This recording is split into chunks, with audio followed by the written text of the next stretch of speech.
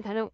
Kaya, ang panawagan ko po ay patuloy lang po tayo sa pananalangin, na maging maayos ang kalagayan ni Rita, Kahit po nasaan man siya naroon ngayon, ay nanatili po siya maayos ang kanyang kalagayan, po kasi lahat naman tayo ay na nagmamahal sa kanya, ang gusto po natin ay maging maayos po siya.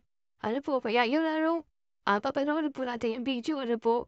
Pero bago po yan, muna po bumabati sa inyong lahat ng magandang umaga, magandang tanghali at magandang gabi sa inyong lahat mga kapatid. Saan man kayo ng panig ng mundo naroon ngayon, ay mag-iingat kayo palagi at pagpalain kayo ng ating Panginoon. Ay maraming salamat din po sa patuloy na tumatangkilik sa aking YouTube channel at nanonood sa aking video reaction. Ito po yung video.